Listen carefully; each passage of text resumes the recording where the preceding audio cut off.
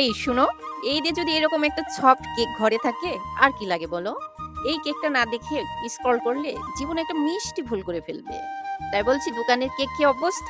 আজকে চোখ খুলে দেখো বাসায় কেক কি জিনিস। এতটাই সফট আর এতই স্পঞ্জি যে কি বলবো তোমাদেরকে। তাই বলছি ভিডিওটি স্ক্রল না করে চোখ রাখো আর আমাকে ধন্যবাদ জানাও। এর জন্য আমি একটি ব্যাটার তৈরি করছি ৩টি ডিম, ১ কাপ চিনি আর ১ কাপ তেল দিয়ে সুন্দর করে এটাকে আমি বিট করে নিয়েছি। তারপর এখানে আমি চকলেট ইমালশন দিয়ে সুন্দর করে এটাকে ফেটিয়ে নেব। এই চকলেট ইমালশন দিয়েছি। এবার আমি এটাকে একটু মেল্ট করে নিচ্ছি হাতুড়ির সাহায্যে।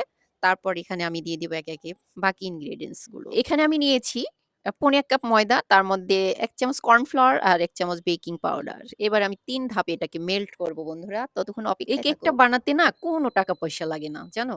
লাগে কি? একটু সাহস আর অনেকটা ভালোবাসা। তো দেখো আমি ময়দাগুলো চেলে, চেলে ৩ ধাপে দিয়ে দিচ্ছি।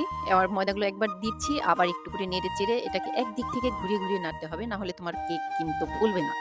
যার কারণে আমি দেখো একদিক থেকে ঘুরিয়ে, ঘুরিয়ে মেল্ট করছি। জীবনে অনেক কিছু মিস করছো। তাই বলি এই কেকটা মিস করো না কিন্তু।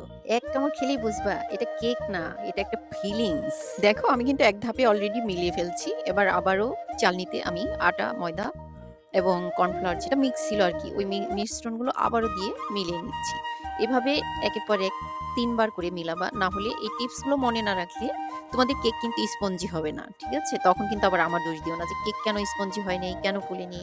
তো আমি ধাপে, ধাপে কিন্তু একদম মিশ্রণগুলো সব একে, একে দিয়ে মিশিয়ে ফেললাম নেড়েচেড়ে। এবার আমার এটাকে বেক করার পর্ব। আমি এর জন্য কি করছি, একটা মোল্ডে দিয়ে এটাকে আগে একটি ফ্রাই প্যান চুলায় দিয়ে নিয়েছিলাম। তারপর ফ্রাই প্যানে এই কেকের ইগুলো সব একে, একে দিয়ে দিচ্ছি। দেখো দেখা যাচ্ছে এখানে কেকগুলো হয়ে আসছে প্রায়। তো আমি ঢাকনা না খুলেই তোমাদেরকে দেখাচ্ছি। ঠিক গ্যাসের চুলায় করে নিতে পারবে এটা। কোনো সমস্যা নেই। শোনো, রান্না না জানলেও কোনো সমস্যা নেই। মনটা ঠিক থাকলেই কেক জমে যাবে। এই দেখো ঈদের সেরা চকলেট কেক। এখন বলো তুমি খাইবা না শুধু দেখবা? কমেন্ট করো। একাই শেষ করবা নাকি কাউকে দিবা?